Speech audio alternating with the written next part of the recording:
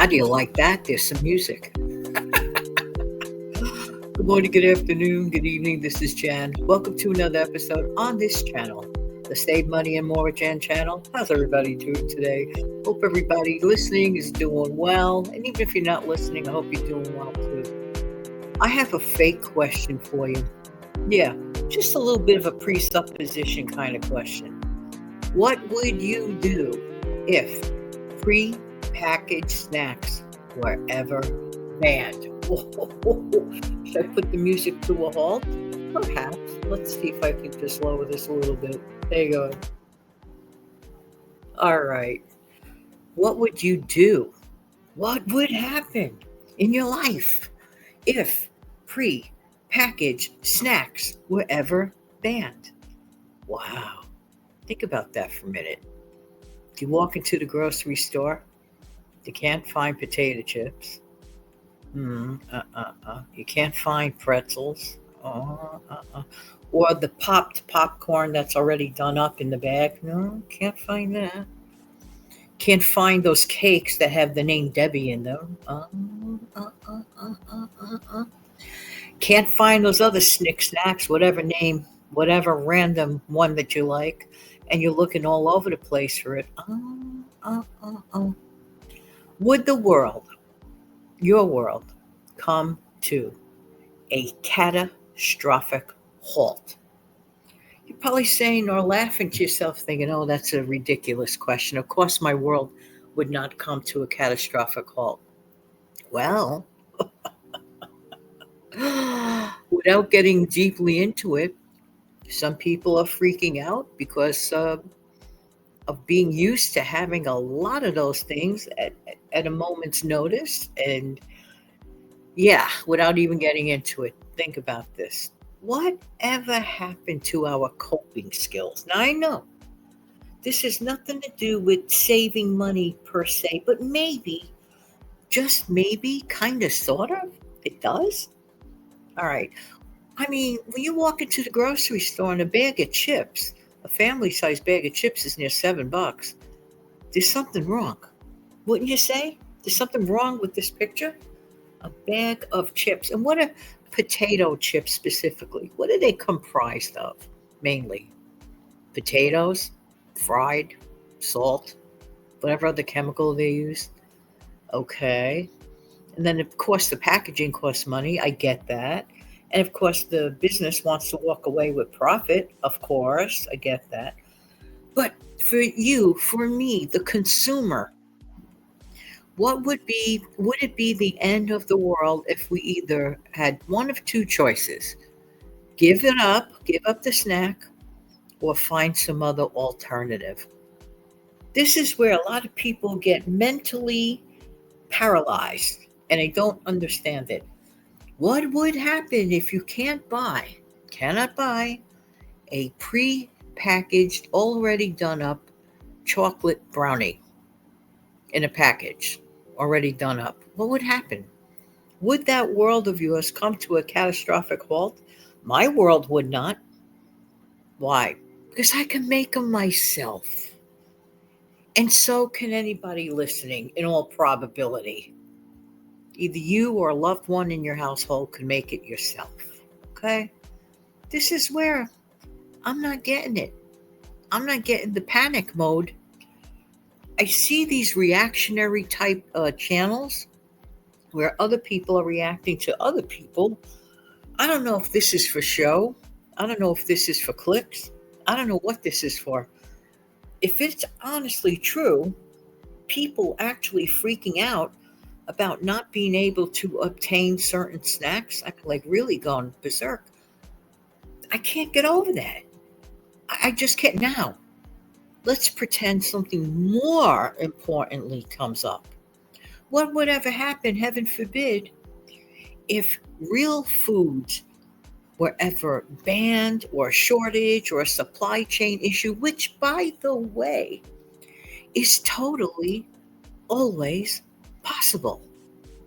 I know we'd like to think it's not possible, but looking at the lessons that I've learned from the Great Depression, lots of things are possible. Things that are great, things that are not so great. That's why I keep an open mind. And that's why, once again, let me guess, you're probably figuring it out already where I'm leading this to, inching up towards the reminder of getting a grocery stockpile going.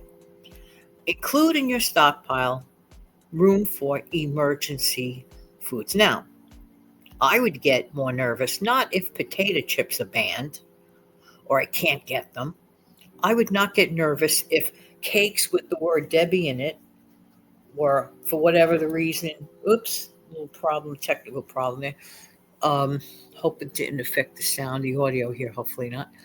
I would not get upset if cakes that begin with or have the word Debbie in it were not available permanently. I would look back fondly and say, "Yeah, I remember those. They were sugary, they were sweet, they gave you a sugar fix, and something you just shouldn't eat that often at all. Consider it some sort of weird treat." Okay.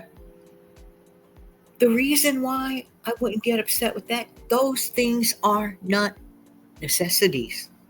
Now, what would get me a little antsy and a little nervous? If we couldn't get any meat. Uh, uh, uh, uh, uh, uh. If we couldn't get any canned meat or fresh meat. Not that I'm a huge meat eater, but I do like my protein. And to be honest with you, I like my eggs. That would upset me if I have no way at all whatsoever to get any eggs at all whatsoever. But you know something? Not a bad idea to keep those dehydrated, powdery eggs substitute type stuff in your home or apartment. Not a bad idea. It works. I'm okay with that. I've done it. For fun, I've made scrambled eggs with that kind of stuff. Does a trick for me. And you could get really creative and use the chickpea, that I don't want to call it juice, whatever brine it's packed in. Some people use that, believe it or not, as an egg white substitute. I'm not kidding. In recipes. See, we always can know a way to deal with things and we work around it.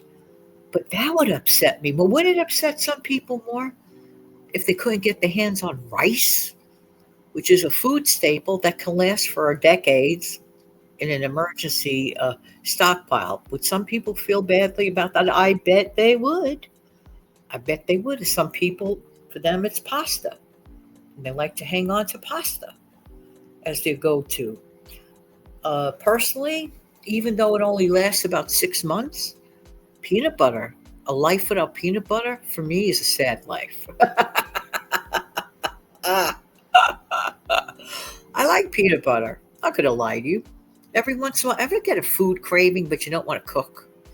Like it's the middle of the afternoon. To me, a teaspoon of peanut butter shuts off my appetite. Just that little indulgence. Who out there has ever done that? Come on, don't be shy. You can admit if you have ever eaten peanut butter off of a spoon, it is not the end of the world.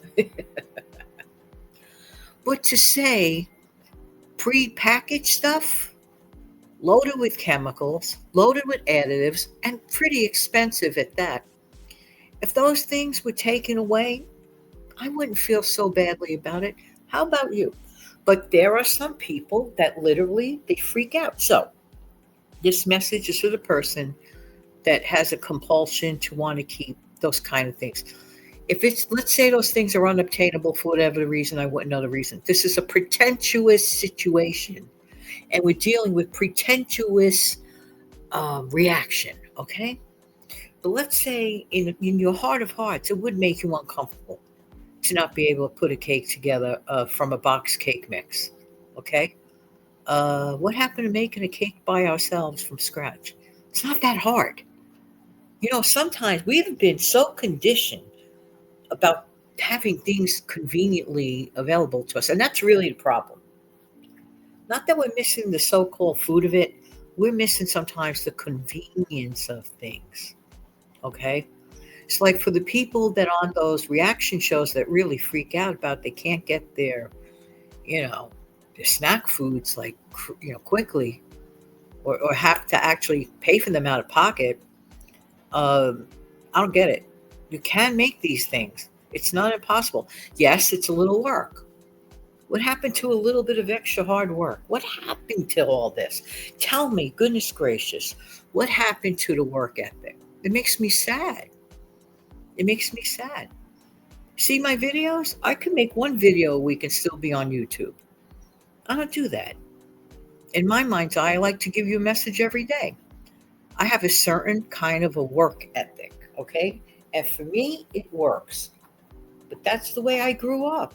Did everybody grow up the same way? No. Clearly not. Clearly not.